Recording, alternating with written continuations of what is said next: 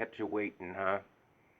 Yeah, I apologize for not being around for a week. I broke out in a mysterious rash from my neck to my knees and was as miserable as a 3-year-old with chicken pox for a week and couldn't really sit still or concentrate.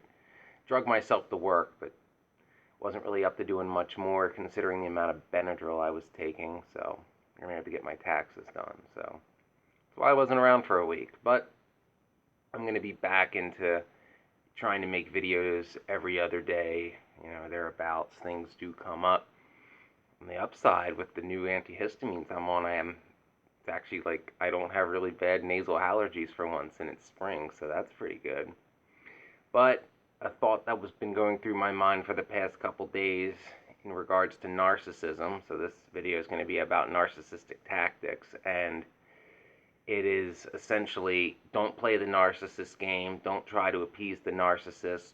You're never going to win. They're going to keep moving the goalposts. So no matter what your situation when dealing with a narcissist, be it a boss, a significant other, a family member, even if you try to play their game and abide by their rules, they're just going to keep changing the rules so that you're not good enough. You will never be good enough, and that's the whole point.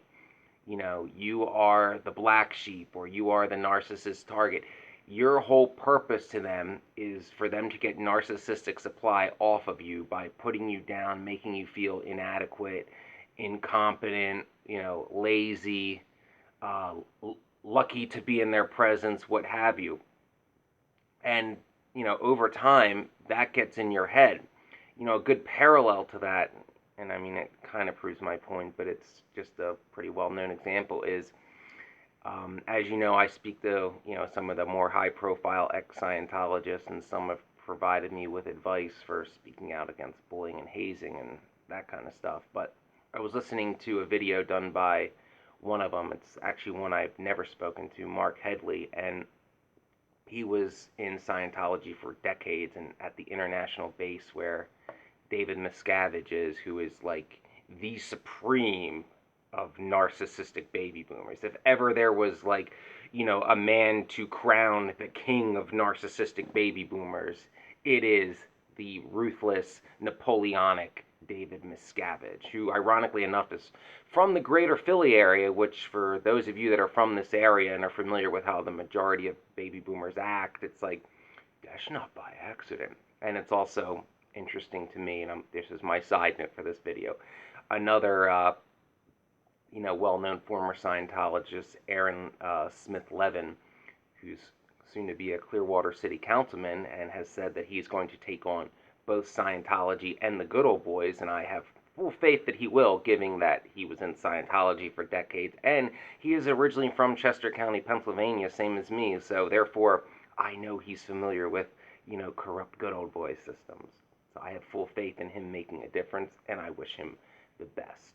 Anyway, he made a comment in one of his videos that, most people wouldn't catch, but me being from Chester County as well, damn near wet myself. He's like, yeah, when I joined, the Sea Org, he was a teenager. He's like, everybody where I was living, and he was living in this area, said, you're going to miss out on high school. That's the best 4 years of your life, blah, blah, blah. And he's like, wow, if high school's the best 4 years of your life, that's just sad. And it is true that a lot of people, particularly of the boomer generation, have this, I don't know, obsession with the high school years and what cliques people were in, and they still talk about it in their old age. It is sad.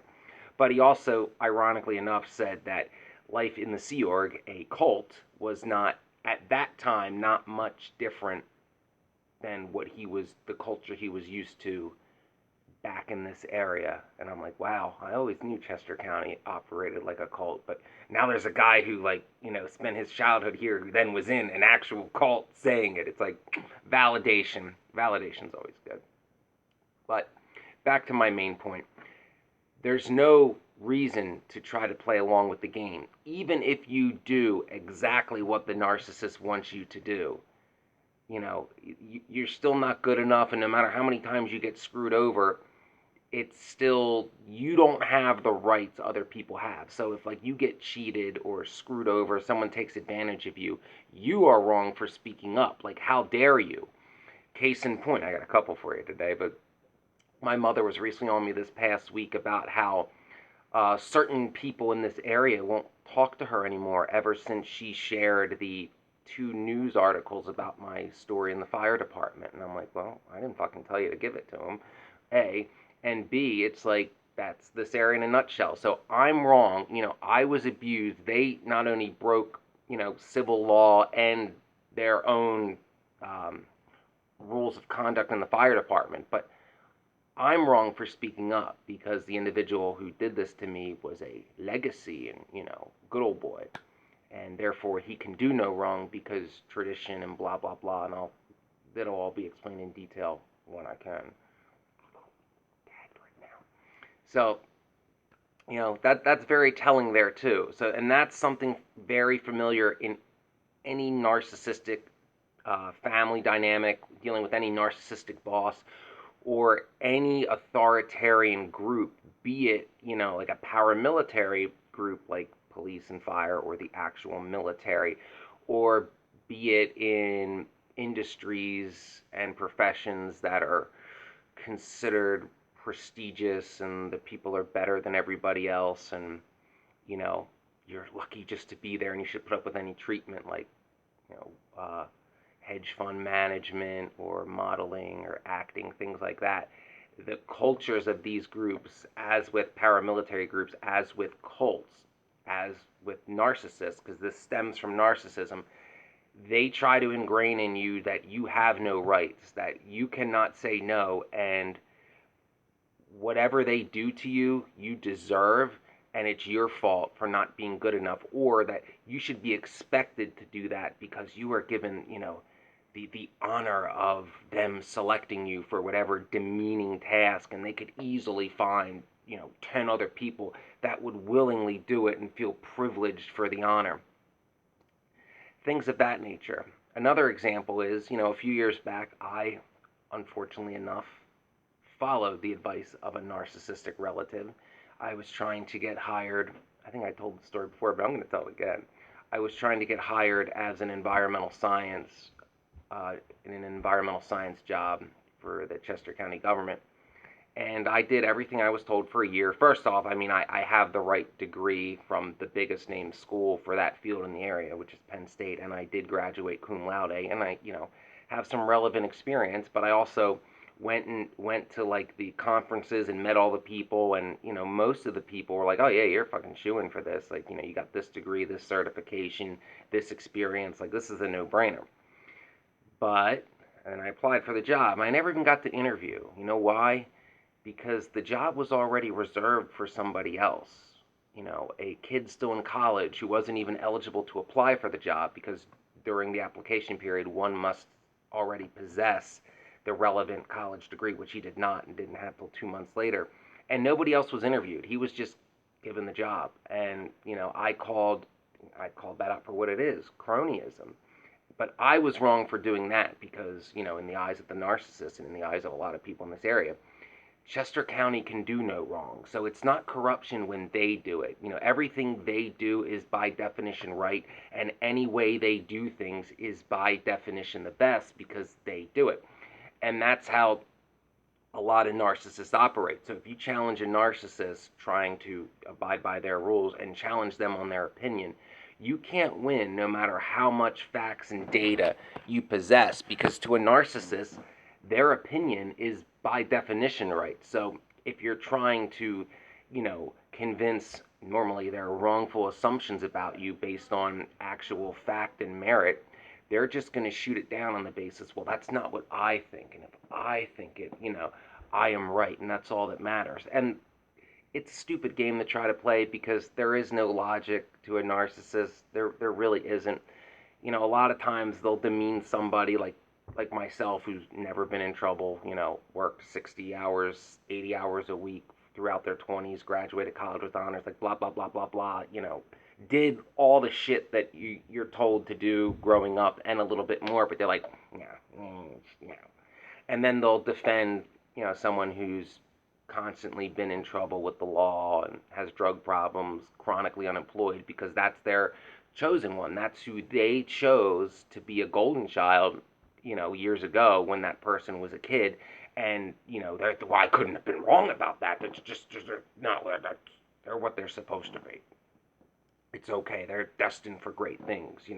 They think they have like some kind of manifest destiny powers. And you see that the arrogance amongst narcissists like this, no matter what their merit, no matter what their like standing really is in jobs or respectability, or God forbid call them out on their integrity, they think that they're like the top 10% of 10%. They truly, truly, deeply believe this, and oftentimes they'll act as if they have extra rights. Like, you can't talk back to me. Like, I can talk to you, call you whatever you want, baseless. And how dare you, like, call me out on things I actually did? Like, you can't talk about how I've had affairs, even though it's true, because I'm me. I have special rights. You have none. I have special rights. A lot of times you'll run into that dynamic when dealing with a narcissist. And I can't stress it enough. Trying to play the narcissist game is a rigged game. No matter, you can bend over backwards, jump through every hoop, do everything and become everything the narcissist wants you to be. They'll just move the goalpost, because that's the game.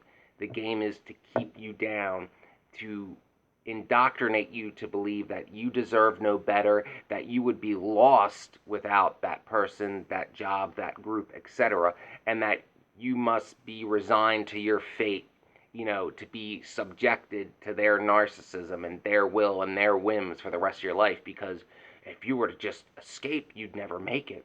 And that's kind of like what I've been told my whole life. Like, oh no, everywhere's like Chester County. Like, oh, and everywhere's like this. It'll be no different. There's no sense in leaving. You've got to stay here. We know people, and connections, and good old boy. And yeah, that never did shit for me. And I always knew there was something wrong with this area. And I've lived a lot of places now, and I know that to be true.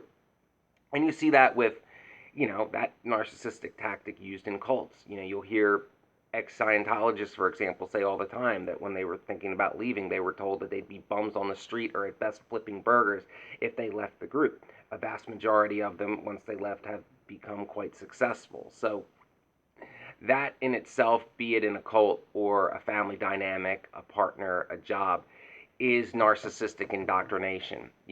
They want you in a state of mind where you basically just do whatever you're told, because they want you to believe you can do no better, you'd be lost without that entity, and that you are so bad that you should be grateful for what little you're given, and that this, the situation you're currently in is the best you'll ever have it, and that you're not being abused. This is an honor. This is a prestige that many people would like to have.